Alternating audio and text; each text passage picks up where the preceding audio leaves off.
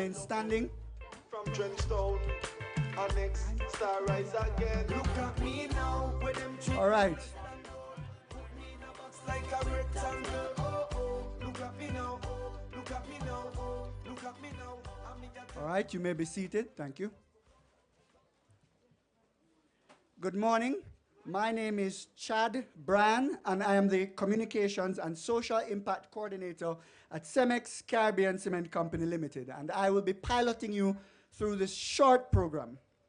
It is a pleasure to join you all here this morning as we officially commission concrete pavements in 3 locations in the community of Bay Farm Villa Close in St. Andrew, West Central. Ladies and gentlemen, your Member of Parliament, Dr. the Most Honorable Andrew Holness, has spearheaded several programs that have not only revitalized the surrounding neighborhoods, but have also created new opportunities for the youth and fostered a spirit of innovation and progress. In addition to these initiatives, the Member of Parliament has worked tirelessly to champion the development of critical infrastructure. Among these are the 3 we are commissioning here today. I know the Member of Parliament and his team are extremely busy, and we are deeply grateful for his presence today as we celebrate this important achievement for this community. Before we proceed any further, let us invoke the presence of the Lord. At this time, I'd like to invite our security coordinator, Mr. Mark Webster, to offer prayers. Good morning, everyone. Let us bow our heads before God. Not only our heads, but our hearts. Father, our Heavenly Father, you are the Father of all flesh and all spirit. And we approach your throne right now, which is the throne of grace, where we can always find grace in the time of need to help. We honor you, great Father, in the name of the Lord Jesus Christ. Father, we could not have been here without you, so we pay our respects to you, O great God, and we tell you we truly appreciate who you are. We thank you, Lord God, for Dr. the Most Honorable Andrew Holness, Prime Minister, Member of Parliament for this constituency of West Central, St. Andrew. And Father, we pray for his life to be blessed. And as you bless him, Father, I pray the blessings will go forth to the people of this island, a land that you love so much, a small land, but with so much great an impact. And so, Father, we pray, Lord God, that you bless the King. The heart of the King is in the hand of the Lord. And we pray, Lord God, that you give him vision, mighty God, for this great nation. And Lord God, not only will he have the vision, but Lord God, he'll have the impetus, my God, to go forth and deliver as we move forward in another chapter in this nation. And so, great Father, I pray also, Lord God, for our General Manager, Mr. Jorge Martinez of CEMEX, Caribbean Cement. Father, we pray, Lord God, that as this institution is under his management, it will grow from strength to strength. It will increase, mighty God, in productivity. And Lord God, it will contribute to this nation greatly. I pray, Lord God and Father, for all those who have approved, planned, and executed this project. I pray, great Father, your blessings will be upon each and every one. We thank you for them. Father, we thank you, Lord God, for your continued blessings upon this nation, mighty God. Pray, Lord God, that you'll direct our future, Lord God. We pray, Lord God, that all will be done today to your honor and to your glory. And we will look to you always. In the name of the Lord Jesus Christ, we pray and tell you thanks. Amen. All right, thank you, Mark, for invoking the presence of the Lord. Let me now officially acknowledge those present with us this morning. Member of Parliament for St. Andrew West Central, Dr. the Most Honorable Andrew Holness, ONPC Prime Minister, Councilor Caretaker of the Mullines Division, Mr. Glendon Salmon, Managing Director of Caribbean Cement Company Limited and Country Manager of CEMEX Jamaica and the Bahamas, Mr. Jorge Martinez, our Commercial Director, Mr. Rogelio Barahona, Industrial and Building Solutions Manager, Mr. Andre Nelson, other members of the commercial team present, Stakeholder Manager, Mr. Balfour Bally Denniston, other distinguished guests, members of the media, ladies and gentlemen, good morning and welcome. To give the project overview for this, our final project of the year, let me invite our Industrial and Building Solutions Manager, Mr. Andre Nelson. point you out. So,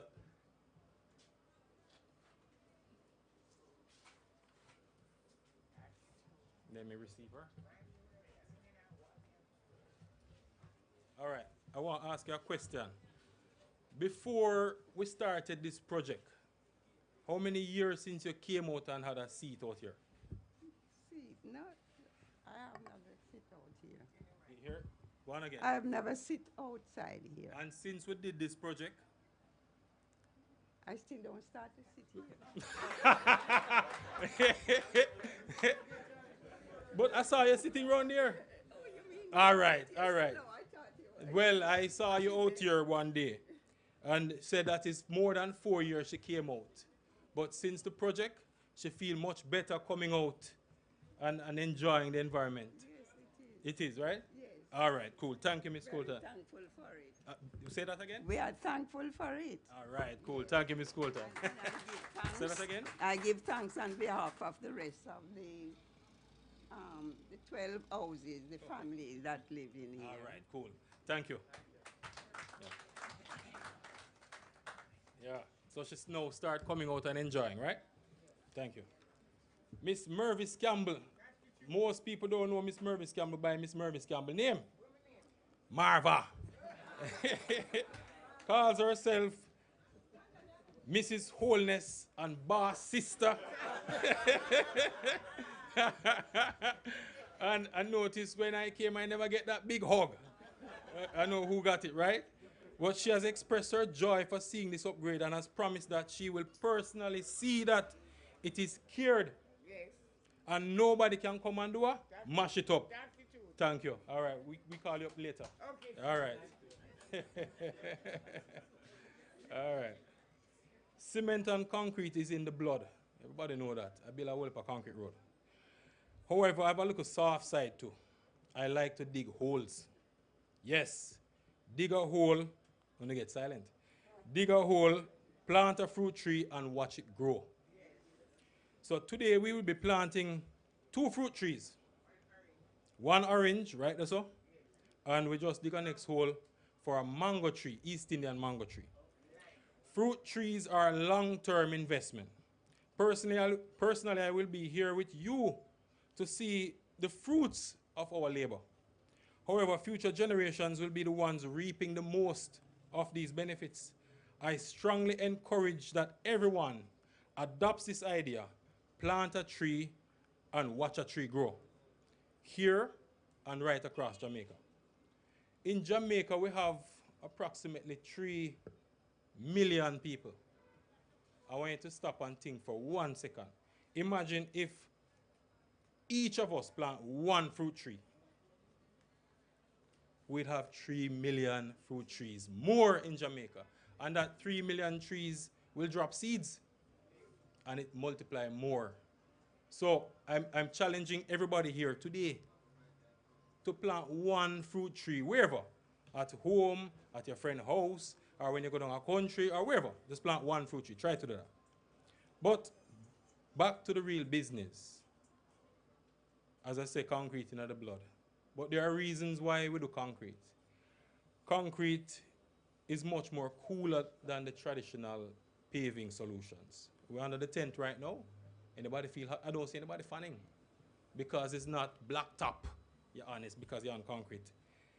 It requires much less lighting at night as well. So if you're passing here and look inside here, you can see the people passing and everything, right? With concrete, of course, when we're talking about roadways now, there's some challenges, and we have seen that in our other countries in the area, like Costa Rica, when we started doing concrete roads there. You had pipes running across road, utilities gone all over the place, and each time we had to go and cut, and it was a nuisance. But what it did was it forced uniform infrastructure as you start doing it. So now you know exactly where the fiber optics is, because now you can't just put it anywhere. And as the road have a leak, you go and you dig it up.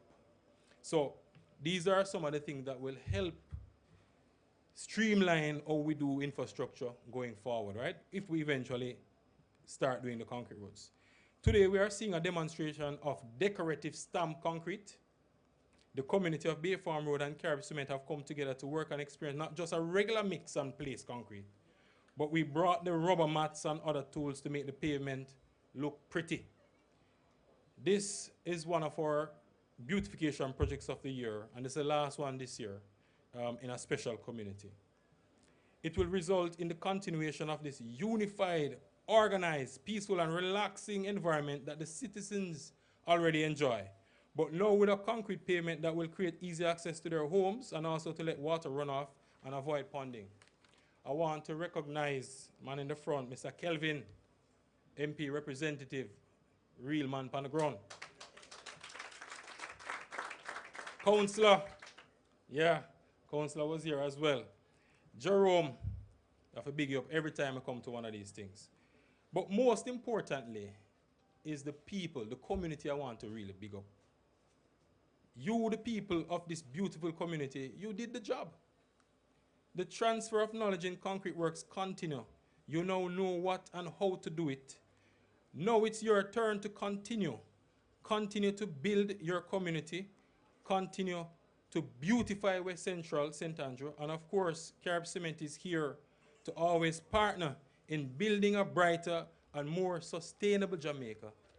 Good afternoon, or good morning, and thank you all. Thank you, Andre, for providing us with this comprehensive overview of a concrete pavement project. Ladies and gentlemen, our next speaker is a forward thinker who has consistently highlighted the crucial role that concrete plays in shaping the future of both our infrastructural and environmental sustainability. With a keen understanding of the intersection between innovation and practicality, he has long been an advocate for leveraging the potential of concrete technology to drive sustainable development across communities. Please welcome Managing Director of Carib Cement and Country Manager of CEMEX Jamaica and the Bahamas, Mr. Jorge Martinez. Thank you. Thank you, Master of Ceremonies, Chad Bryan. So, Member of Parliament for St. Andrew West Central, Dr. the Most Honorable Andrew Holness, ONPC, Prime Minister. Councilor and Caretaker for the Moulins Division, Mr. Glendon Salmon. Our Commercial Director for Carib Cement Company Limited, Rogelio Barahona. For sure, our Manager for the Industrial and Building Solutions for Carib Cement Company, Mr. Andrew Nelson, PE. Our Stakeholder Manager at Carib Cement Company Limited, Mr. Balfour Bally Denniston. Other distinguished guests, residents, members of the media, ladies and gentlemen, good morning. It is both a pleasure and a privilege to be here with you this morning as we formally commission concrete pavements in 3 different locations in the Bay Farm Villa close community. This marks the second such project we have undertaken in the area, following the completion of a similar initiative further up the road. Last year, as Andre remarked in his statement, it is also the last, but not just for this year, because we continue and we are committed, the last project for this year. It has been a highlight productive year for Carib Cement, as we continue to contribute to the infrastructure, development, and communities across all of the island. The total cost of this pavement project, it comes over around 10 million Jamaican dollars. And I am very delighted to report that it has been already had a significant impact in addressing not only some of the local challenges, like particularly flooding in the area, it was a big challenge, but also this project is a part of a larger effort by Caribbean Cement, which has invested only this year more than 50 million this year alone in 8 concrete pavement solutions in several communities across Jamaica.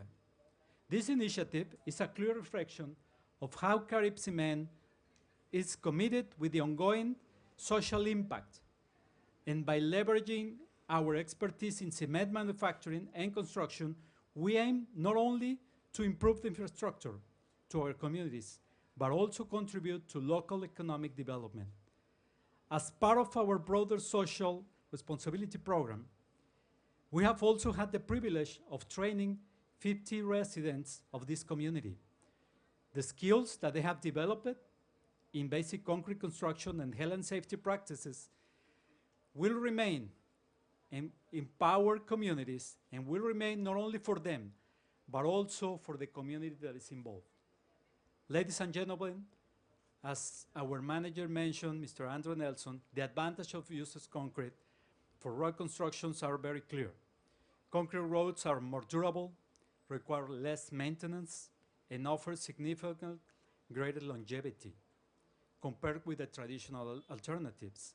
Moreover, I wanted to highlight, concrete is made using entirely local materials, local manpower, and that includes cement. This means lower long-term costs, but mainly a greater sustainable country for all the community. Prime Minister, we are particularly pleased to see your advocacy to this type of solutions, to do more concrete roads.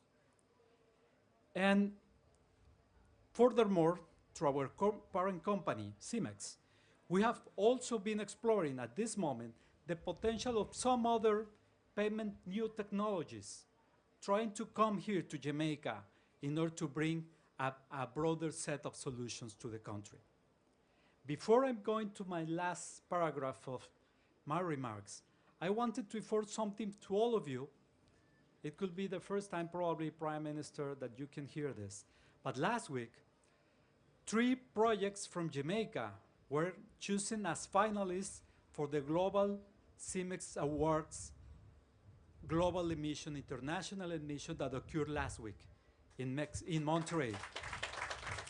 That was a great achievement for Jamaica. Last year, there was only 1 project. There were 2. Only 1 was selected as finalist. This year, more projects were inscribed, and 3 of them were selected as finalists. And the main and most important part that I feel very proud, not only for our company, but mainly for Jamaica, one of those competed in the final with a project in Mexico and received the honorary mention. That is the first time that a project from Jamaica received such an award like they received. So you will be seeing this in the news. We are gonna share with you how important is this. And the way Jamaica, and I try to use this example, how Jamaica is taking attention globally, international. This is just a part from a global contest from our company being last week in Mexico. So in closing, I just want to share again and say again, I would like to express my sincere gratitude to the residents of Bay Farm, of the Bay Farm Close, Villa Close community road for their warm welcome and cooperation throughout the course of this project. As we celebrate the completion of this important project, I definitely we want to look forward to continue our work together, building a stronger, greater, and more resilient Jamaica. Thank you to all of you. Thank you very much, Mr. Martinez. Our managing director mentioned the CEMEX Building Awards. Last year, we had UDC operated Harmony Beach Park, placing significantly in the award ceremony. And this year, we had American DJ and producer Diplo, whose house was featured, who was mentioned in the awards for this year. All right? We have reached a critical juncture of our program here this morning, where we invite a member of the community to share how our intervention has transformed the community. So at this time, I'd like to welcome the Councilor, caretaker, Mr. Glendon Salmon. Pleasant good morning, Mr. Master of Ceremony, Honorable Prime Minister Dr. Holness, to the cement company management team, and to security and to the media. A pleasant good morning, ladies and gentlemen. Pleasant good morning to you all. St. Andrew West Central is a community that was established in the 50s, 1950, and we have grown from strength to strength. Some of these roads that we have here, especially this one, was created in 1956 to 58, and they have outlived their time. So when our Prime Minister came into this constituency and see the amount of roads that was not servicing, need replacement, he make a pledge to this community that he's gonna fix a modern road here, and he's also gonna beautify the community. That promise was made some years ago. But one thing I can tell you, that whenever time my boss make a pledge, he always keep it. So today we are here, promise made and promise kept. I just want to say to the resident of St. Andrew West Central, whenever time our member of parliament make a pledge that he's going to do something, he's going to do it. But you have to realize that it takes cash to care, and the funds have to come from somewhere to make it work. This project here has transformed this community in a way that everybody who drive across here have to turn and look to see what is really happening. You know, and it's really a beautification. To the 12 houses that is in here, all of them appreciate it. You understand? So I want to say to Mr. Holness, keep up the good work. I want to say to the resident of St. Andrew West Central, pray for our member of parliament. Because when he finished with politics, St. Andrew West Central won't be any ghetto that him come here and say is an uplifting community that we can all feel proud. So again, to all who have made this a success, we want to say a big, big thank you and keep up the good work. Jamaica, we all love you.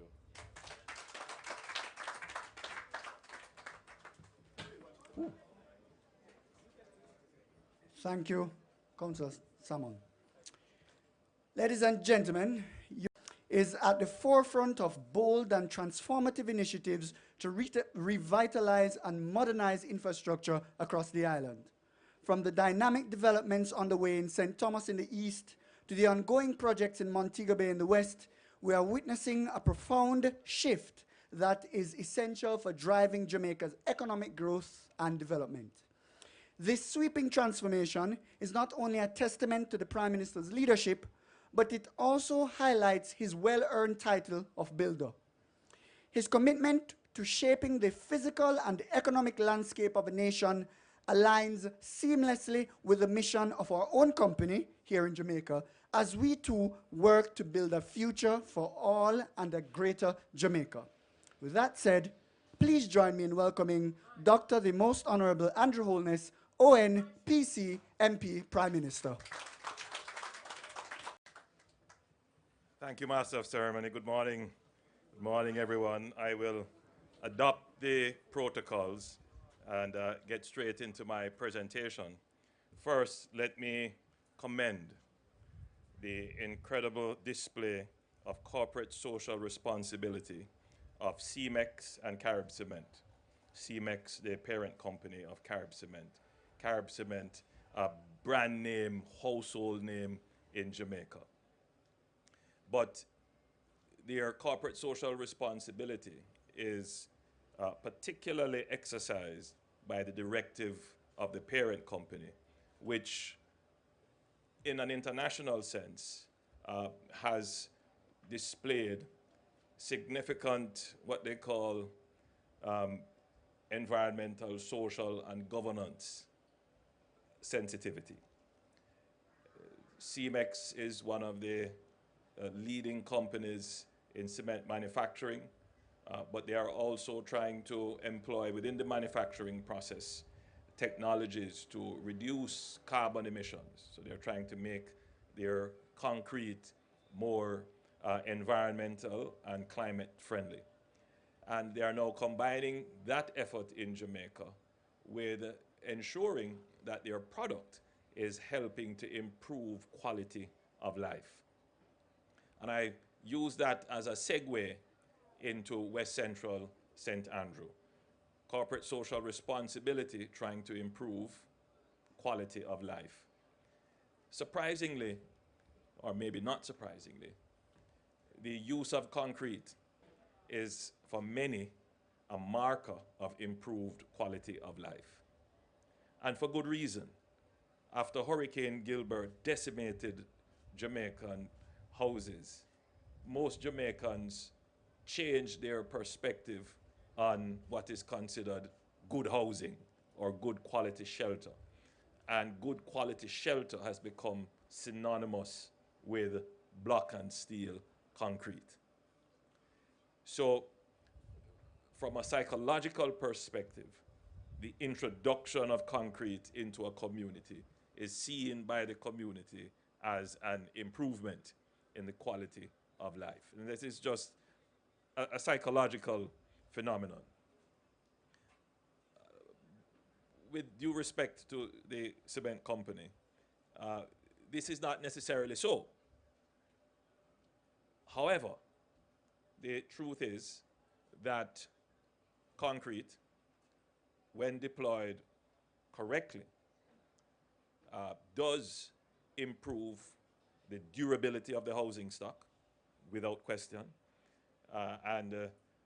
We have faced several hurricanes and storms and weather events since, and our housing stock was not destroyed to the extent that it was in Hurricane Charlie and Hurricane Gilbert. However, the deployment of concrete in housing solutions can increase heat within the structure, and that, of course, can reduce the convenience. And it has been the case in several housing developments right across Jamaica, particularly those constructed in the 70s, 80s onwards, that one of the complaints that residents would have would be the retention of heat. But the use of concrete and the science behind concrete over the years has improved dramatically. Believe me when I tell you that you now have transparent concrete. You can have concrete mixes that you can see through. So the science of concrete has improved to the point where it can address many of the negative factors associated with concrete. Now, in Jamaica, whilst we are naturally, from a sociological point of view, societal point of view, moving towards concrete as the main form of construction, we have not adopted concrete as a solution for our road infrastructure. And the general reason for that is the cost of concrete. And given the number of roads that we have, and Jamaica has a significant ratio of roads per square mile, it would be prohibitive if we intended to cover many of these roads if we were to replace asphalt with concrete. But I would like to take this opportunity to say that our policy is evolving. And why I've partnered with the with CEMEX and Carib Cement is to have opportunities to test the products. And we are now looking at how we can deploy concrete in areas like these, which would not require the level of reinforcement and other support for general deployment on roads. So to deploy a concrete solution in a horseshoe, as we call it, like this, is far different from employing the concrete solution on the main road that passes here. But so far, when we are doing interventions for roadways, we are using asphalt in both these low-use areas and in the high-use areas. So in one sense, we could start the introduction of the concrete solution in the low use areas that don't require, for example, the thickness of the concrete, the steel reinforcements that have to go in, the control of water, and the necessary application of friction to the surface, which all tend to increase cost. And of course, the PSI of the concrete, meaning the strength and the load-bearing capability of the concrete that you would have to deploy on our roads.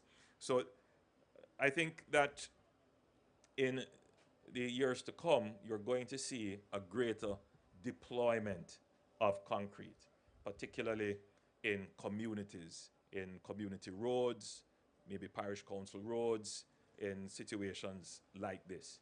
So I want to use this opportunity to say to the nation that as we come to grips with our road problem, our aged infrastructure problem, that it is not going to be only the application of asphalt, but we will be using other solutions as well to treat with the problem.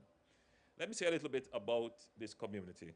Our councillor, caretaker, Glendon Salmon, pointed out that the Olympic Gardens community, and indeed the entire Malines Gardens community, was developed in the 1950s. All of this was once a cane piece, as we call it, a sugar estate, a sugar plantation. And when Jamaica engaged in an extensive program of housing estate development, these communities were built. And as you can see, they are properly laid out communities. Everybody has their proper fences demarked, roads are properly scribed. These are all well-planned communities. The question is asked then, why do they look so run down? What has happened since the 1950s when these communities were built till now? Why have they not maintained value?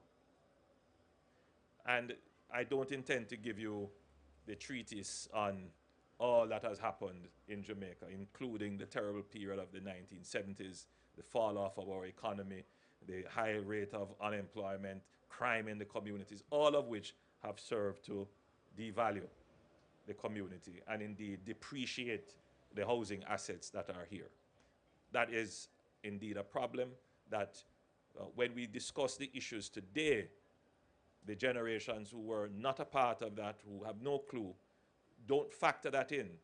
And so much of the conversation is happening in a vacuum of ignorance. But we will deal with that at another point. What I really want to focus on today is to use this area as a microcosm of the bigger problem, an example of the bigger problem. Now, you will notice that there is a main road that runs perpendicular to this. The main road is Bay Farm Road. There is a horseshoe, as we call it, that comes in from Bay Farm Road, and you drive around and you go back out onto Bay Farm Road. And it gives access to 12 households, 12 homes in the area. And there is a space for a park. Now, when the community was built, they did not build the road. And they did not build the park either. The land was reserved for it. So not only do we have aged infrastructure, and I'm using this term over and over again so that it can seep into the consciousness of everyone who has a challenge with roads. The challenge is aged infrastructure. When you build a house, it may last 100 years, you know, but it will only last 100 years if you maintain it over time. Generally, the engineering life of a home is probably about 50 years. And that, again, if you maintain it over a period of time. And where it is built, if it's built close to the sea, you know, the useful life of the house is far less. You have to keep maintaining it. So these houses that I've built are just about at the end of life. So not only did the residents here have to deal with the, the political violence of the time, the decreased economic opportunities, and all the other challenges. They have also had to deal with incomplete infrastructure. So you have aged infrastructure that is being battered by climate events and weather events. These houses would have seen hurricanes and storms and flooding. But the community did not get the infrastructure complete. The road that should have given them access was not built. The park that should have been there was not built. And so what has happened to the residents who live here, seeing their value of their real estate and their property declining, also suffered from flooding when it rained. They also suffered from a terrible dust nuisance because there was no cover on the ground here. It just turned to a dust bowl, and with even the slightest wind force, it would lift dust all over. So you could imagine how inconvenient it was to live here. No wonder persons would be upset. They would be upset about their quality of life. Now, what is the role of government? So a part of the role of government is to explain what is happening to the citizens, right? Because if the citizens don't have a proper perspective on what is happening, they will make wrong decisions, all right? And it will impact on their patience and understanding of proposed solutions. So I do spend quite a bit of time trying to explain to the country what brought us here and to define the parameters of the problem. Poor economic performance, aged infrastructure, compounded by climate and weather events. How are we going to solve it? Number one, and we can't escape that, everybody here has a role to play in that, we have to fix our economy. All right, we have to fix our economy. And some of you here listening might be saying, so what is my role in this economy? What is my role in the economy? Right? How do I benefit from the economy? Well, firstly, as the administration now, what we try to do is ensure that every household that is here is represented in the labor force, meaning we want to get every Jamaican employed. All right? So that's solution number one. Increase the employment rate. Get everybody getting an income. Yes, and that is why we have done successfully in reducing the unemployment rate from 15% to now 4.2%, and we're pushing to go even further. So that's solution number one. Reduce unemployment means every household has somebody that is employed. It means you have income. Now, that doesn't solve the problem, but it puts you on the first rung of the solution, the first step of the ladder of solution. The second step is to increase your income. And that is where the society is right now. You see there's quite a bit of debate and everybody's saying the pay is too low, the pay is too low. You don't have to tell me that, I know. I know that the pay is too low. But you can't get to higher pay without another step being taken, and that is increased productivity. So everybody who is employed has to produce more. For too long, we have believed that you can get higher pay without the consummate increase in productivity. Where does that come from? If it is not from productivity, then you are borrowing it from somewhere. And eventually, you're going to have to pay it back. And when you pay it back, you don't have the funds to consume anymore. You are without. So we have broken this business of borrowing to develop. We don't do that anymore. Where we are now is trying to produce our way to development. All right? Increase productivity. That's where we are. It is not something that every Jamaican will immediately agree to, because the history of Jamaica going through the abhorrence of slavery is that whenever we hear produce more or increase productivity, immediately we are thinking that it is punishment. That you're asking labor to give up more effort and not get consummate pay. And that is in our psyche there. It might not be admitted, but in the back of our minds. We have to abandon that. We have to abandon that. And we have to adopt what I like to call a pro-growth and pro-productivity mindset. Each of us must produce more. Right? I can tell by the hesitation and the clap that is not something that immediately resonates with you. It doesn't. I understand that. My job, you know, a lot of people telling me, boy, it's election time, be careful what you say. I understand all of that. But you see, I have to look at things in the long, what is best for the country. Right? That's how I have to be thinking. I cannot be a part of the trickery that has gone on for a long time. That, you know, a lot of politicians can just come here and tell you and promise you and tell you all kind of foolishness. And a lot of people believe it. Right? But what is going to happen is the same thing that has happened for the last 50 years. What we have been doing is changing what you have suffered from over the last 50 years. So, yeah, every platform I have, now I speak to the country about productivity. It's very important. Important part of the growth strategy. So, yes, your role in it is the employment and the productivity. All right? The government's role now is to create the environment in which you can be productive. All right? Because once you have the productivity mindset, that can easily be frustrated. If you drive out from here and you drop into a pothole, you get stuck in traffic, you spend long time at the bank. You see how much time you would have lost?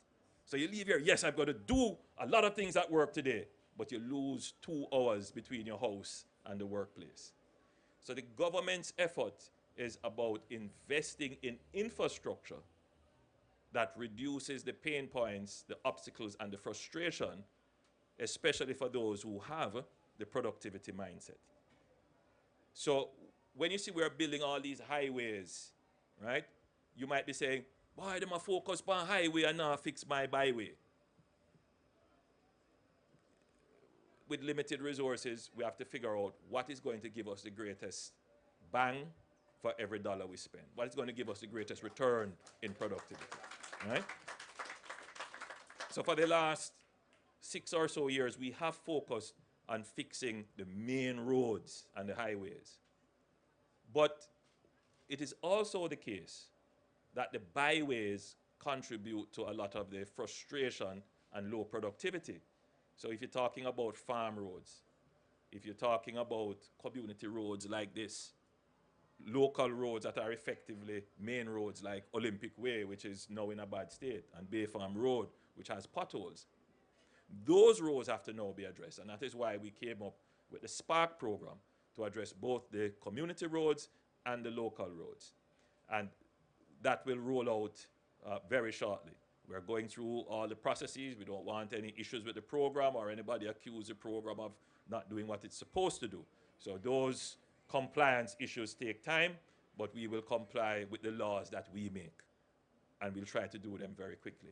So where we are today is a demonstration of what can be done by wise investment in infrastructure to uplift the quality of life of people.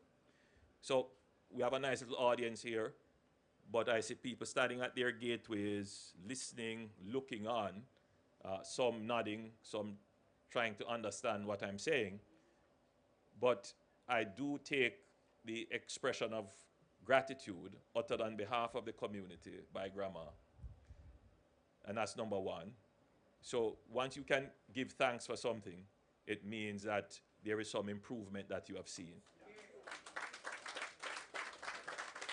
So I think generally the residents would agree that their lives would have improved as a result of the introduction of a concrete paved surface in their community. There are some who would also agree that aside from just the transformation of the pathway, the improved aesthetic is of value, meaning that the improved look and feel of the place has also lifted their own view of where they live. They feel better about where they live. There are some who will say as well that this investment has increased the utility of where they live, meaning the useful value. So they don't have to worry about dust, they don't have to worry about potholes on their cars, and they don't have to worry about flooding when it rains heavily.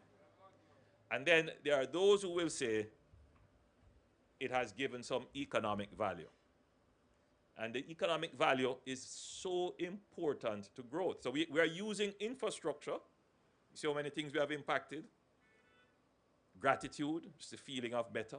We have impacted aesthetics. We have impacted utility. And now we're going to impact the economy. And what is it? What is the economy? I mean, the economy is any exchange of value that, increases the output. So what is going to happen in this community? And I'm going to tell you what is going to happen here. Somebody's going to say, you know what? Let me take the risk now and fix my gate. First thing, a lot of people are going to improve their fences and their gates. Why? Because now, making a personal investment is facilitated by this public investment. And this is a challenge that Jamaica faces with communities where there are no public investments. Why should I fix up my house with a bad road, the no water, the no sidewalk? Once the road is fixed and the general condition improves, the feeling is, well, maybe I can stay here. Maybe if I put $1 here, in 10 years' time, the dollar will be valued $2. But if the place looks terrible and I put $1 here, in 10 years' time, it might worth 20 cents. So I'm not doing it.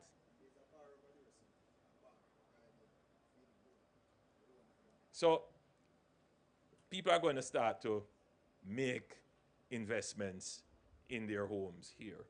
And before long, provided that the community stays together and they consult on what they're going to do, yes, you're going to see the community looks very beautiful. And I am also throwing out a challenge that as you make your personal investments, you fix up your gate, you fix up your veranda, you paint up, that you also make the investment in the public space. So we have not built out the park. We have paved an area, we have left space for a tree, and we have put in 2 very beautiful benches, which in an urban setting, that is usually the kind of park that you're going to get, a kind of low maintenance, heavy use park. But we also want to encourage the planting of trees. So they have left some land space, and it is for the residents now, right, to put in hardy trees that can last and survive the harsh and sunny environment, and to come together on your Labor Day, your Christmas Day, because you need a space for the community to move around in. And so we have left that space, but you have to use it fully. That space does not compete with vehicular traffic, so it's exclusively for your use as a community garden, community park. So I hope that my comments have placed this in perspective and that you have a better understanding of what the government is trying to do. We won't be able to do everything all at once. I see the demonstrations in Hanover and other places. And I do sympathize, empathize. I mean, I've traveled through, I've seen the situation. But we're going to deal with it, right? It's not by the snap of a finger, but we are moving very quickly to address it. And right across Jamaica, there are projects like these, community by community, household by household, road by road, improving the quality of life of Jamaicans. The unfortunate thing is, nobody from this community is going to take up a sign and go and block the road and say, "Thank you for fixing my road." Nobody knows or cares to know about it. And so the prevailing view might very well be that everybody is blocking the road. And that is absolutely not the case. The government spends every year billions of dollars in communities fixing roads. Your road will be fixed. And it is now very likely that a part of the fixed solution will be concrete.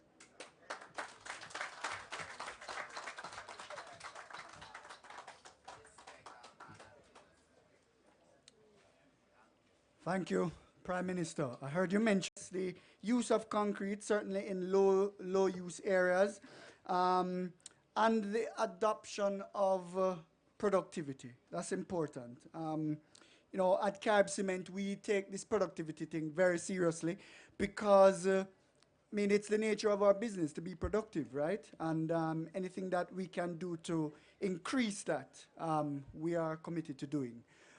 It behooves me now to bring this program to a close. Let me now invite our social impact specialist, Mr. Jerome Cowans, to do just that.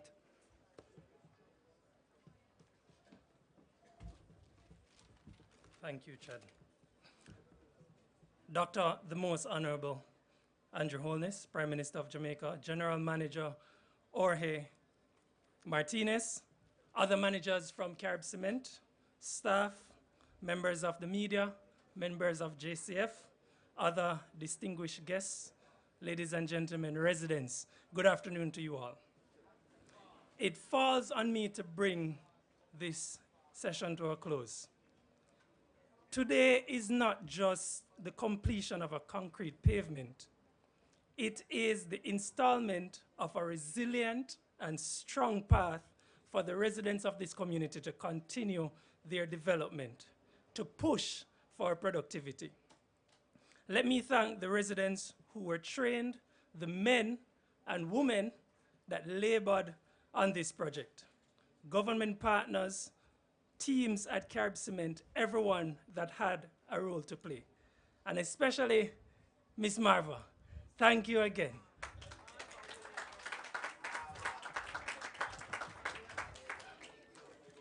Ladies and gentlemen, this is our 40th concrete project.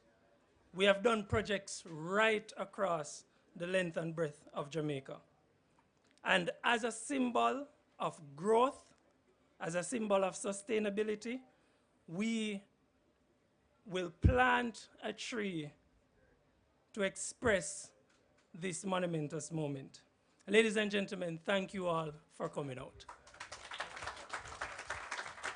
So now we're going to invite Mr. Prime Minister, General Manager, Rogelio, Industrial Manager, and Mr. Nelson. Just Mr.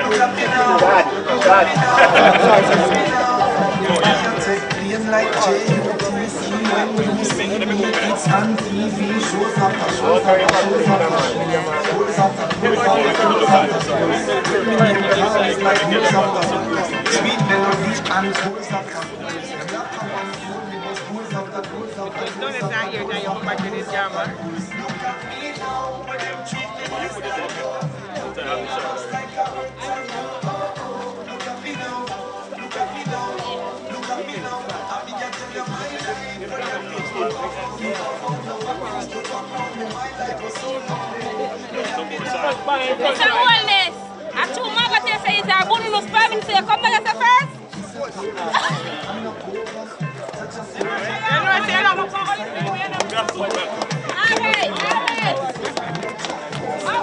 Done now, here. Let's call him again. I love to get him. Goodbye.